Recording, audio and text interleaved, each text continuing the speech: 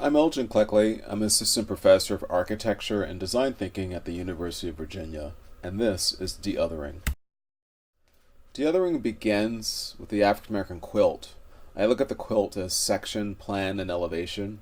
It's also a landscape, a cultural landscape. Looking at each one of the patches became a way to speak to my relatives about a complicated history, a history of culture, African American culture, and slavery in the American South. But it also was an empathic device. It also opened up these connections in a new way, but it was done through visuals, through color, through fabric, through construction of materials, and the community aspects of quilt making. But I see this empathic device being connected to the way that Carla McLaren looks at empathy. Empathy is a social and emotional skill that helps us feel and understand the emotions, circumstances, intentions, thoughts, and needs of others, such that we can offer sensitive, perceptive, and appropriate communication and support. The idea of de-othering suggests an empathic perspective or empathic design can help overcome social cultural differences to introduce the other.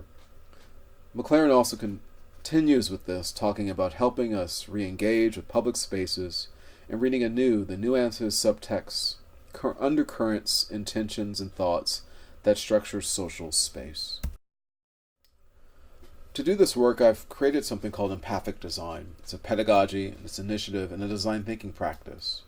It originates in design projects across North America in diverse social cultural arenas, but fully realized in the design thinking of the Founding Fathers' plantations here in Central Virginia. This includes Thomas Jefferson's Monticello, James Madison's Montpelier, and James Monroe's Highland, where an African American narrative through design is a constant. You can see examples of this at the bottom, but empathic design really became instilled after the Unite the Right rally, which took place here in Charlottesville, which 3 deaths and over 33 injuries occurred. It's important to think about what happened here in Charlottesville, that it was resolved and not resolved in this idea of looking at space. Looking at space and thinking about realities of how we build, who do we build for, and how are these spaces inclusive? And with that, I've come up with 2 principles looking at de-othering. It's resolved in the sense that these principles become spaces to think, unresolved in that we're still trying to figure out our next steps here in the very city of Charlottesville. Principle 1 is about you as an embodied participant in a space. Cited by architect and humanist Robert Lamb Hart, that we read relationships between buildings, landscapes, and streetscapes in social terms, imagining their dialogues and conflicts, and almost sensing or rejecting us like a family member or a friend. Principle 1 understands that emotional connections we feel in constructed space, especially as the other within urban landscapes, are valid, requiring this empathic design. Principle 2 is a term called Einfühlung, an aesthetic feeling into, a dialogical act of projecting oneself into another body or environment. Susan Lanzoni talks about this in her work. She reveals a look at empathy stemming from empathic design, from appearing for a few early years of the 20th century as a translation of the German Einfühlung or infeeling. Infeeling reads as a central concept in German aesthetics, capturing a viewer's projection of feeling and movement into paintings, objects of art, and nature. It's required to connect dominant culture to the other's narrative and life experience. So starting to look at Principle 1 in a site, I was very interested in developing de-othering. When you look at the blue box, that is the National Museum of African American History and Culture. If you look toward the north, you'll see the White House in yellow, down to the Washington Monument, which is that small red box, over toward the reflecting pool, and you've got Lincoln Memorial at the far end in that red box. Thinking about Emancipation Proclamation. Looking down toward Jefferson at the bottom end of the tidal basin in red. Looking back over to the Renwick Castle, which Mary Washington's slaves, which you saw outside of the museum, helped build the Renwick Castle. And then looking over to the Capitol itself, where slaves built the bottom levels of the Capitol building. You get this relationship where the building now is sited and is being very strategic about the site itself. Here in America's Commons, but for deothering in this principle one, it's this idea of how do you feel when you're in this space? How does building feel in this space? How does the articulation of the building actually then feel in this space and then respond in its own way? This became a very important way to look at the work you'll see later in Court Square, but also a way to think about how we look at social space in integrating an African American narrative. I also think it's important here too to think about the other narratives that are connected in this space as well. Reality too that the shoreline used to turn in where the tidal basin is, around the Washington Monument, and into Tiber Creek, which ran back by Constitution Avenue, where there's actually a slave market as well. This is ground that speaks, it's ground that has stories, and how does form respond to those stories? Principle 2 then talks about the human scale, this idea of this projecting yourself into, which happens when you look up at the corona, which is the 3-banded area that you see on the elevation. It speaks to a Yoruba sculpture that you see in pergolas in Africa. It also speaks to an idea of uplifting. Imagine your hands going uplifted in African American culture. It's also the crowns that fit atop African American women's heads on church services on Sundays. But the articulation itself is based on the intersections of the welds of African American craft that you see in New Orleans and also in Charleston, South Carolina. All of a sudden now this becomes very relatable and understood. This micro turns into a macro in the way it reads around the building itself. And this is incredibly evident when you're within the building, as you can see on the left. You start to think about the hands, and then you start to think about the articulation of how we build and what is built. But then also this idea of filtering light from the outside. It's a lot like the history that we have here as African American culture, where mostly history is hidden in plain sight, as director Lonnie Bunch describes. But the building itself then changes and shifts. It goes through different levels of opacity. It speaks to the diaspora of African Americans in the United States and around the world. There's also a relationship between the building itself and the angles that you see at the side of the corona, which then match the 17.5 top of the Washington Monument. There's a connection then when you come to the building that you see its relationship. You also walk along the space where landscape starts to speak to the relationship of Tiber Creek that used to be there. You start to reassess as you notice where the contemplation court, which is at the foreground of this image in the circle, actually notes where the slave markets were on the site. When you come in on the first floor, you get a different relationship. It speaks to the hush harbors that African Americans would retreat to on plantations amongst the trees. But within that space, you're there, it's open, it's not solid in the sense of the buildings you see in the distance on Constitution Avenue. It becomes this space that's welcoming, and to the heart quote really welcomes you, all people, into this space. African American history is everyone's history. You're connected, you're within, and you're greeted. The building itself tells you that you can find out more about African American history here, but you can also find out more about yourself and your relationship to space. Looking at those principles, we arrive at Court Square, and Court Square is located, as you can see at the top in the burgundy color.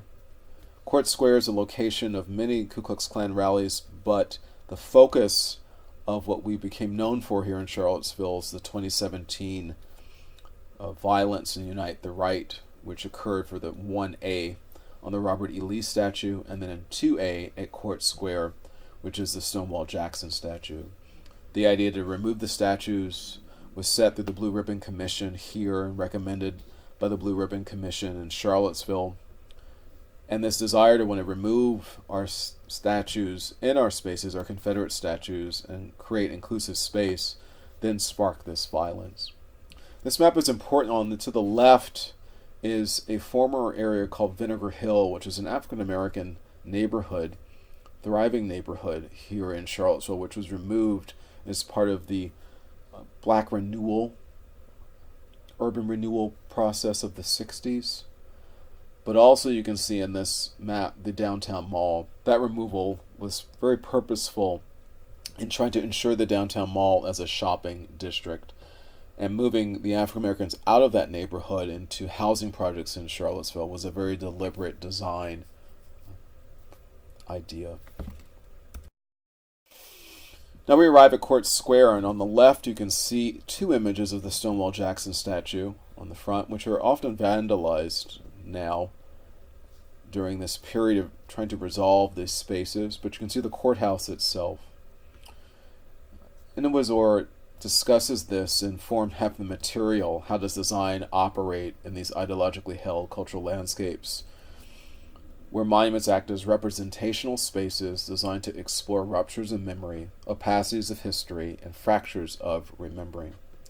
It's important to understand when you look at this space as well, the courthouse is frequented by Monroe, Madison, and as well as Thomas Jefferson. In front is a statue that's duplicated from Chicago, actually, of the Johnny Reb Confederate soldier with the cannons, which are actually Union cannons, not Confederate cannons. And Charles Keck is the New York designer of northern-based, all the materials you see in the Stonewall Jackson statue are from the north. What's important is that John Henry James's legacy is now inserted into this landscape. And you can see here on the left what was written in the press in the Daily Progress, where John Henry James is accused of assaulting a woman named Miss Julia Hottop. And this was on July the 12th, 1898. He was lynched. He was taken off of a train, and you can see that lynching site unnoted in red. He was taken off of a train that he was taken away from Court Square. Court Square actually housed the jail as well, but was normal for University of Virginia students and locals to come wanting to lynch who was held in the jail. He was taken away for Stanton for his safety, but on the way back, he was taken off the train, hung up from a tree, and shot 75 times. Portions of his body and clothes were kept as souvenirs. And that happened on July the 12th of 1898. This work is marked by the Community Remembrance Project, which collects soil from those sites. And then in Charlottesville itself, it was led by the Equal Justice Initiative of Montgomery, Alabama, Brian Stevenson, as well as connected with Albemarle County's Office of Equity and Diversity. Community members, citizens, professors, students joined this pilgrimage down to Montgomery, and you can see those marked sites that start from one heading down to Montgomery. Just collected this soil, which is actually displayed at the Legacy Museum in Montgomery. That focus on a visit to the National Memorial for Peace and Justice, where the actual piece that you see, these body columns which are hung, begin to tell the story of lynching in a very experiential way, and this is another impact for de-othering. Those pieces are 6 feet tall, and they respond to you as you approach them. They're almost at grade when you start, but then by the time you end, as you see over to the right, they are above you, and they put you in the position of those who are lynched. Each one of those Cortens pieces, body columns, are etched, and they're etched at the top with the names from each county where lynchings occurred. EJI has done an incredible job of researching this, and they have over 4,400 lynchings recorded, which you can see here. But on the bottom right, you can see the duplicates of those columns. The idea is that these duplicates then go to the actual counties where these occurred. And here in Charlottesville, we are the first location that has both the column itself, the body column, and the historical marker. The historical marker was placed this summer on July the 12th, 2019. And Empathic Design, my design firm, did the siding for this work.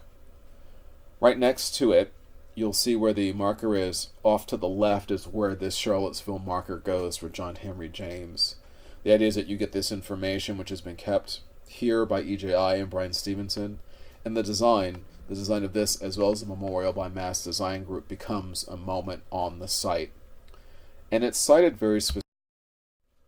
As you can see here on the map, where it's located to the bottom corner, at number 8, it looks back over to 3, which is the Johnny Reb Confederate marker. It looks over to the 5, which is the Stonewall Jackson statue.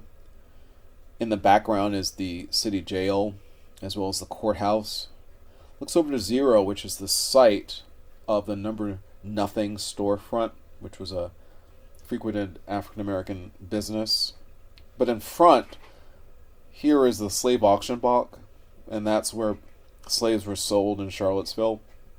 Across the street as well as the Eagle Tavern, where Jefferson's 35 slaves were sold after his death. The sighting that you saw in Washington, D.C. becomes very powerful here and connected at this site. And as a viewer, you become aware of who you are and this. This happens when you approach, and you can see that view here. The gray base is Buckingham slate, which was actually created by the African American slaves who built Thomas Jefferson's Academical Village. The body column stands in front. You look out and you see the Eagle Tavern off to the right. You look over to the left and you see the slave market. And in the background you see the cresting hill of Monticello and its historical sign. You can't help but look around and understand this space and think about your relationship to John Henry James in a different way as you notice 2 large trees next to you, evoking the act of lynching and making you think about Strange Fruit by Billie Holiday. The purpose of the othering becomes clear here in that it's the idea of the form itself of a body and your body. How do you relate to it? You can't project yourself completely onto it, but you actually are now met with this idea where you're projecting and feeling into. You also are looking around and noticing the buildings itself and their relationship, not only in this social space, but the relationship to you as a person. In the reality of what this means to have an African American narrative in the site, as you can see here in the Charlottesville Memorial for Peace and Justice. You can see the body column in its relationship to the courthouse and also the relationship to the historical marker. And now, amongst these Confederate statues, which enforce this idea of dominance by their height, you're met at grade, and it's a human experience. It shifts from the idea of myth to reality. It shifts from an idea of telling a historical and more fulsome story in an accurate way.